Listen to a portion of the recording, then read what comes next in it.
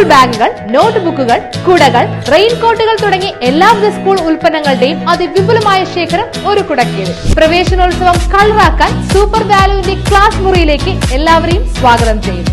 VM super value, Chelakkara, Mullurkara, Vazhakkode.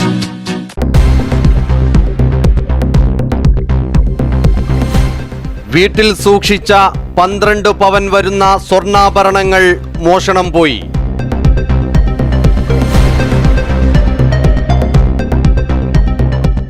Cheruthuruthy 13-ാം വാർഡിൽ കടവത്ത് വീട്ടിൽ അനൂപിന്റെ വീട്ടിൽ നിന്നുമാണ് ഇന്നലെ രാത്രി സ്വർണം നഷ്ടപ്പെട്ടത്.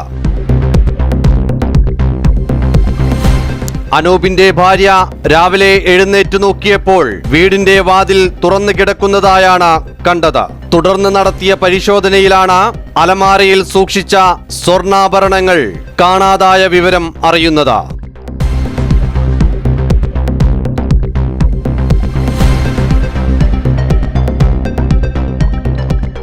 ചെറുതുരുത്തി പോലീസ് സംഭവ സ്ഥലത്തെത്തി അന്വേഷണം ആരംഭിച്ചു. മുൻഭാഗത്തെ വാതിൽ തുറന്ന് അകത്ത് കടന്ന് മോഷണം നടത്തിയെന്നാണ് പ്രാഥമിക നിഗമനം. 7 പവന്റെ ഒരു മാലയും 4 വളയും, ഒരു ഡയമണ്ടിന്റെ വളയും, 2 കൈച്ചെയിനും, ഒരു കമ്മലുമാണ് വീട്ടിൽ നിന്നും കാണാതായത്. എണീറ്റപ്പോ കുട്ടികൾ മദ്രസ കൊണ്ടാക്കാൻ വേണ്ടിയിട്ട് ഡോർ തുറക്കാൻ വന്നതാണ്. വിസ്റ്റ് റൂമിലേക്ക് ഡോറ് ചാരി വെച്ച രീതിയിലാണ് കണ്ടത്. അപ്പോൾ തന്നെ എന്താ പറയുക, ആരോ കയറിയെന്ന് ഞങ്ങൾക്ക് ഡൗട്ട് തോന്നി.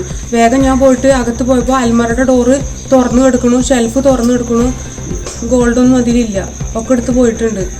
പിന്നെ ഞങ്ങൾ എല്ലാ ഭാഗത്തൊക്കെ ചെക്ക് ചെയ്ത് നോക്കി, വേറെ എവിടെയും പ്രശ്നമൊന്നുമില്ല. പക്ഷേ ഗോൾഡ് മാത്രം മൊത്തം എടുത്തിട്ട് പോയിക്കണ്. ഞങ്ങളുടെ റൂമിലത്തെ വേറെ പ്രശ്നമൊന്നും ഉണ്ടായിട്ടില്ല. പിന്നെ വേഗം പോലീസ് സ്റ്റേഷനിൽ പോയി കംപ്ലയിൻറ്റ് ചെയ്തു. അപ്പത്തിന് അവിടെ നാൾ വന്ന് ഒക്കെ ചെക്ക് ചെയ്തിട്ട് പോയിട്ടുണ്ട്. കുത്തി തുറന്നിട്ടില്ല. വേറെ വാതിലണക്കൊന്നും ഒരു കംപ്ലൈൻറ്റും ഇല്ല. ജസ്റ്റ് ചാരി വെച്ച രീതിയിലാണ് ആൾ പോയിക്കണത്. പിന്നെ ജനലിൻ്റെ അവിടെ ചെറുതായിട്ട് തന്നെ മണ്ണൊക്കെ കാണുന്നുണ്ട്. അൽമറ തുറന്നു കിടക്കുന്ന രീതിയിൽ. അൽമറ ഫ്രണ്ട് ഡോറ് ശരിക്ക് ലോക്ക് ചെയ്തിരിക്കുകയായിരുന്നു.